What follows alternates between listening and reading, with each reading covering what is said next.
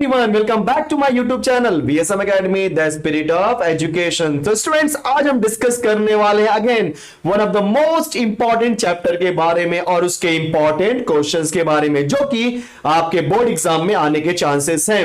Yes, मैं बात कर रहा हूं आपको एप्लीकेशन ऑफ डेरिवेटिव के बारे में। अगर आपने डेरिवेटिव सीख लिया है तो आपको एप्लीकेशन ऑफ डेरिवेटिव बहुत ज्यादा आसान लगेगा, राइट। और एक चीज और बता देना चाहता हूं, वीडियो को एंड तक देखो क्योंकि आपको पता होना चाहिए कि मैं हमेशा वीडियो के एंड में एनालिसिस करता हूं कि कौन से टाइप के क्वेश्चन मैक्सिमम टाइम पूछे जाते हैं और किसके चांसेस ज्यादा हैं। इसलिए हमेशा वीडियो को एंड तक देखो सो दैट कि आपको आइडिया मिल जाए कि मुझे स्टडी कैसे करनी है। Okay, very good. So without wasting time let's start chapter number 4 का मोस्ट इंपॉर्टेंट बोर्ड एग्जाम का question, that is what application of derivative. तो सबसे पहले हम बात करते हैं एग्जैक्टली बोर्ड एग्जाम में कौन कौन से क्वेश्चंस आए हैं। सो अगर हम बात करेंगे इस चैप्टर के बारे में, सो ऑलरेडी मैंने आपको हर एक चैप्टर का वेटेज दिया हुआ है। सो स्टूडेंट्स, इस चैप्टर का वेटेज है 9 मार्क्स का। बोलो कितने मार्क्स का है? 9 मार्क्स का। मतलब यहां पे चांसेस है कि जो क्वेश्चन बनेगा 1 मार्क का, 4 मार्क का, 4 मार्क का। Perfect, yes.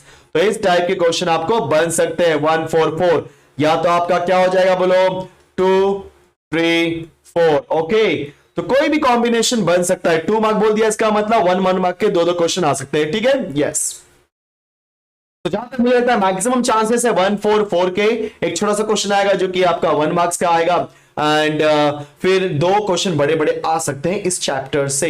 इसलिए ये चैप्टर इस एग्जाम पर मतलब बोल देगा तो बहुत आसान बन जाता है। और इसके अंदर भले ही कुछ भी दिया हो लेकिन कॉन्सेप्ट 2 ही है। बोलो कौन सा कॉन्सेप्ट है? एक है आपका इंक्रीजिंग डिक्रीजिंग फंक्शन और एक है आपका यस मैक्सिमम मिनिमम। साथ ही साथ अगर आपने ध्यान दिया होगा कुछ आपका एप्लीकेशन डेरिवेटिव भी है। ठीक है, चलो वन बाय वन डिस्कस करते हैं। जो कि हमारा आया था स्टूडेंट्स मार्च 2016 में। आप देखोगे तो पहला क्वेश्चन था, रेवेन्यू दिया है R and where X is the number of items sold for X for which find X for which total revenue is increasing. अब आपको बताया मैंने ये चीज कि जब कभी भी आपका फंक्शन इंक्रीज होगा तो आपके f डैश x की वैल्यू क्या होगी? Greater than 0। और अगर आपका फंक्शन डिक्रीज हो रहा है तो f dash x is less than 0। तो यहां पे मेरा फंक्शन बोलो क्या है? रेवेन्यू है। बोलो कौन है? रेवेन्यू। तो रेवेन्यू का डेरिवेटिव निकालो विद रिस्पेक्ट टू x। और देखो यहां पे क्या बोला? इंक्रीजिंग है ना, तो बोलो कि since revenue is increasing therefore derivative of r with respect to x मतलब कौन? जी हां, dr divide by dx is greater than 0। So guys ये कंडीशन का यूज करो और आपके x की वैल्यू निकालो, that's it. Wow. Next question जो कि 4 मार्क के लिए पूछा गया है, बोलो क्या है? Marginal propensity to consume, average propensity to consume. Okay, क्या बोला है? Find MPC APC if the expenditure. So expenditure मुझे क्या दिया? ई ऑफ सी। ओके, बोलो क्या दिया है? 0.0003 इंटू आई का square where I is the यहां पे आई की 1000 दिया और यहां पे आई के आपका इनकम। तो सबसे पहले आपको एमपीसी और एपीसी निकालना पड़ेगा। अगर आपको याद होगा एमपीसी क्या होता है? यस स्टूडेंट्स, एमपीसी होता है एक्सपेंडिचर का derivative with respect to income. Okay, और एवरेज बोल दिया मतलब यस आपको निकालने की जरूरत नहीं, आपको पता होना चाहिए कि MPC plus APC is equal to होता है 1। बड़ी कितने मार्क का क्वेश्चन है? जी हां, 4 मार्क का क्वेश्चन है। सो इंक्रीजिंग डिक्रीजिंग आ गया और एक एप्लीकेशन आ गया, राइट। दूसरा आता है आपका मैक्सिमम मिनिमा। आपके पास फंक्शन दिया है, लेबर चार्ज दिया हुआ है। ओके, अब आपको क्या करना है? यहाँ पे मार्जिनल कॉस्ट इज मिनिमम, तो हम यहाँ पे निकालना पड़ेगा मार्जिनल कॉस्ट, मतलब कॉस्ट निकालना पड़ेगा। सबको पता है कॉस्ट मतलब क्या होता है। और जैसे ही बोल दिया मार्जिनल कॉस्ट, इसका मतलब प्लीज समझो, यहां पे cost of assembling x wall clock is rupees this one and labour charge this one. तो आपको पहले टोटल कॉस्ट निकालना पड़ेगा। टोटल कॉस्ट क्या हो जाएगा? असेंबलिंग प्लस लेबर चार्ज, दोनों को ऐड कर दो, आपको मिल जाएगा टोटल कॉस्ट। उस टोटल कॉस्ट का निकाल दो डेरिवेटिव। समझने वाली बात है, टोटल कॉस्ट का क्या निकाल दो? डेरिवेटिव। आपको क्या मिल जाएगा? Marginal cost. मतलब यहां पे जो मेरा फंक्शन होगा ना स्टूडेंट्स, वो आपका मार्जिनल कॉस्ट होगा। समझे? यहाँ पे कई लोग कंफ्यूज रहते हैं कि सर मार्जिनल कॉस्ट दिया है तो कॉस्ट लेके सॉल्व करके, अरे कैसे कॉस्ट लेके सॉल्व कर सकते हो? वहां पे मार्जिनल कॉस्ट बोला है, राइट। तो अगर आप मार्जिनल कॉस्ट बोला है एंड आप उसको कॉस्ट लेके सॉल्व करके तो आंसर क्या आएगा? 0, right. 0 in the sense wrong answer आएगा, 0 मुझसे निकल गया, सॉरी उसके लिए। सो सबसे पहले आप मार्जिनल वर्ड यूज करोगे। जहां पे मार्जिनल वर्ड आ जाता है आप फटाफट निकाल दो डेरिवेटिव। ओके, चलो मूव करते हैं अगले ईयर पे। जुलाई 2016 एक आ गया इंक्रीजिंग डिक्रीजिंग वाला क्वेश्चन। फिर एक आ गया मैक्सिमम मिनिमम वाला क्वेश्चन, और फिर से दे दिया इंक्रीजिंग डिक्रीजिंग। लो भाई देखा आपने, yes. So maximum minima increasing decreasing questions देखो यहाँ पे क्या दिया है, यस राइट। सो ज्यादा मैं इसमें टाइम वेस्ट नहीं करूंगा क्योंकि आप देखो कौन कौन से टाइम क्वेश्चन आ रहे हैं। So manufacturing can sell, manufacture can sell x items at a price, so sell बोल दिया मतलब this is my selling price, and cost price दिया आपको x square plus 40x plus 35। और एक बात और, ये जो सेलिंग प्राइस दिया है एक आइटम का दिया है, तो selling price of x item क्या हो जाएगा, जी हाँ 280 minus x into x। Cost price दिया x आइटम का, तो सेलिंग प्राइस कॉस्ट प्राइस है। और उसने क्या बोला है कि find the number of items to be sold, मतलब x निकालना है, so that the manufacturer can make maximum profit. तो यहाँ पे प्रॉफिट को मैक्सिमम बोला है, और मैंने आपको सिखाया हुआ है लेक्चर में कि जिसको भी मैक्सिमम या मिनिमम बोलेगा समझ जाना वही हमारा क्या है स्टूडेंट्स यहाँ पे, जी हाँ वही हमारा है f ऑफ x। क्लियर, चलो। सो यहाँ पे टोटल कॉस्ट दिया गया है c for which average cost is increasing and decreasing. तो पहले क्या निकालोगे, एवरेज कॉस्ट, फिर उसका निकालोगे डेरिवेटिव, क्योंकि देखो एवरेज कॉस्ट को बोला है इंक्रीज हो रहा है डिक्रीज हो रहा है किस x के लिए, तो आप पहले एवरेज कॉस्ट निकालो। एवरेज कॉस्ट क्या होता है, cost divided by number of items, तो नंबर ऑफ आइटम्स यहां पे क्या है x, so cost divide by x आपको मिल जाएगा आपका आंसर स्टूडेंट्स। एंड उसके बाद आप एवरेज कॉस्ट का निकालोगे डेरिवेटिव, राइट। एक बार उसको मतलब जो डेरिवेटिव है उसको एक बार ग्रेटर देन जीरो करोगे क्योंकि इंक्रीजिंग है, सो ग्रेटर देन जीरो के लिए आप निकाल दोगे वैल्यू, और एक बार लेस देन जीरो किया तो आपका डिक्रीजिंग के लिए आ जाएगा x की वैल्यू। ठीक है, चलो मूव करते हैं अगले ईयर पे, दैट इज मार्च 2017। तो डिमांड फंक्शन दिया है for a certain commodity is given as x, that is where p is the unit price. So elasticity of demand निकालना याद है आपको, जी हाँ। सो इलास्टिसिटी ऑफ डिमांड मतलब नीटा, सॉरी नीटा। सो नीटा बोलो क्या होता है, अगर आपको याद होगा, right, minus P upon D into derivative of demand with respect to price. So यहां पे डिमांड को दिखाया है x से, सो भाई कंफ्यूज मत होना, x से दिखाया है मतलब d के प्लेस पे उसने क्या यूज किया है, x, तो हमने d के प्लेस पे क्या लिख दिया यहाँ पे x, समझ गए, जी हाँ। देन आपको इलास्टिसिटी ऑफ डिमांड निकालनी है जब आपका p होगा 10, तो पहले आप इलास्टिसिटी ऑफ डिमांड निकाल तो लो, और बाद में जो भी वैल्यू आएगी वहां पे p के प्लेस पे 10 पुट कर देना, ठीक है, जी हाँ। अगला question, the demand function D is given, find the marginal revenue.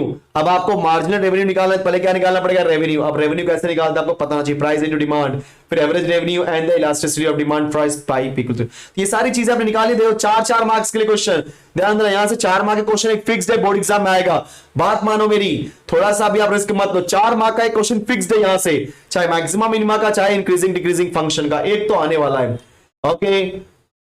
And दोनों आ गया तो कोई ताज्जुब की बात नहीं होगी क्योंकि चांसेस है आने के लिए। मैक्सिमम मिनिमम देखो दे दिया यहाँ पे, ओके परफेक्ट। यहाँ पे खाली चेक करना है कि फंक्शन मैक्सिमम है कि मिनिमम, आगे नहीं जाना है, ठीक है। चलो आते हैं हम लोग जुलाई 2017 में स्टूडेंट्स।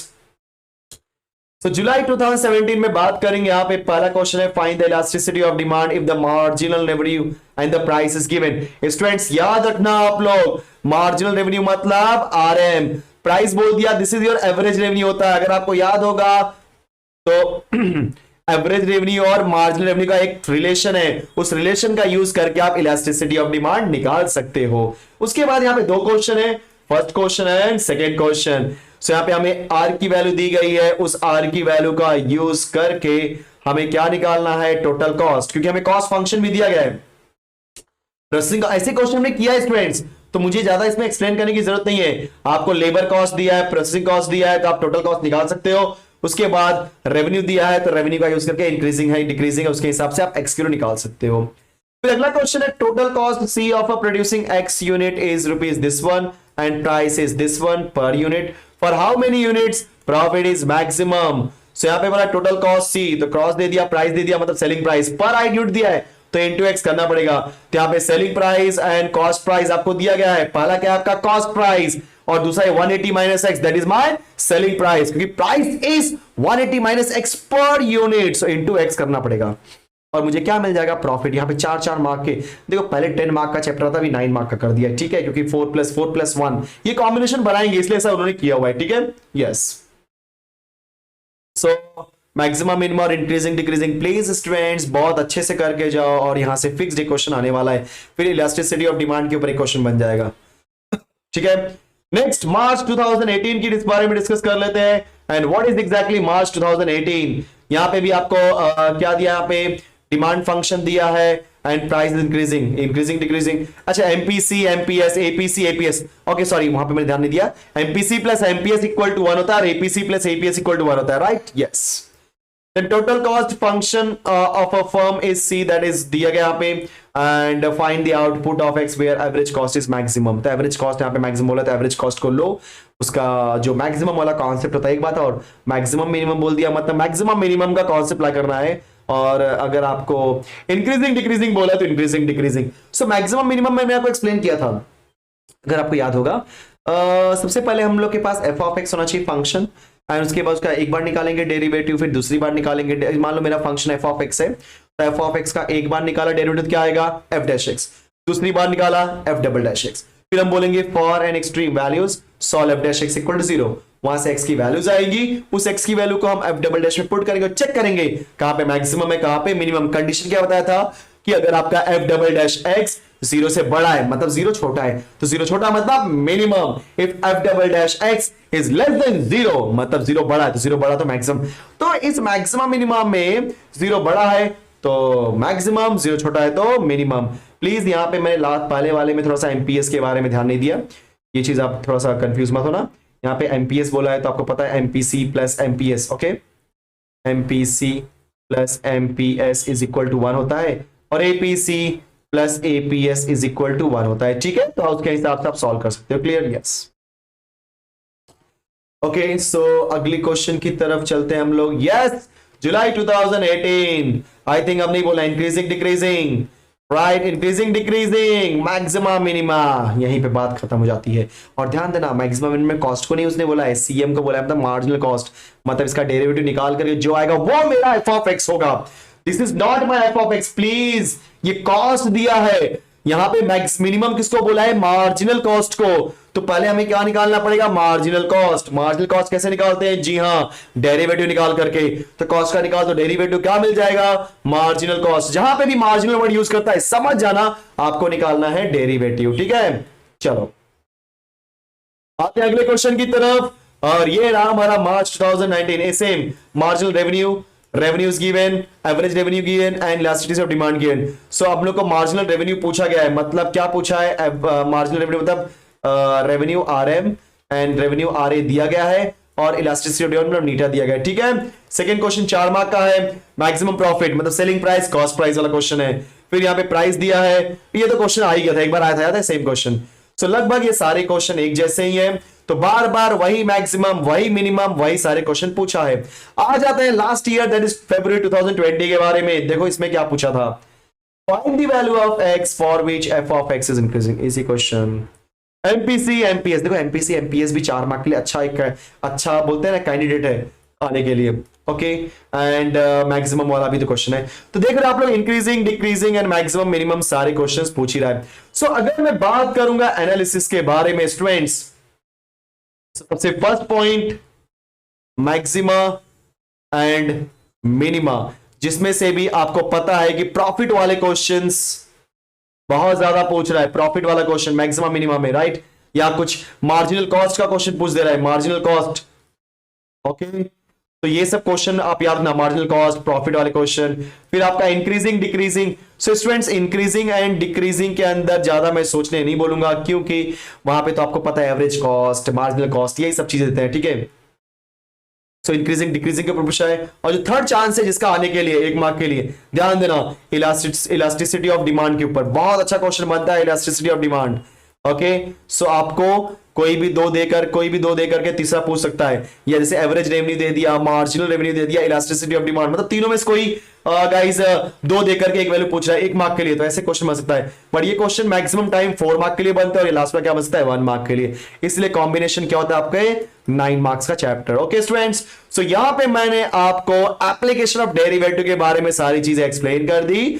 तो आपसे मैं क्या बोलते हैं, अनुरोध करूंगा, आग्रह करूंगा, रिक्वेस्ट करूंगा कि फटाफट वीडियो को लाइक करो, क्योंकि इतनी सारी चीजें बोलते, इतना मैं एनालिसिस करके आपको सिखा रहा हूं, उसके पीछे गाइस एफर्ट लगता है।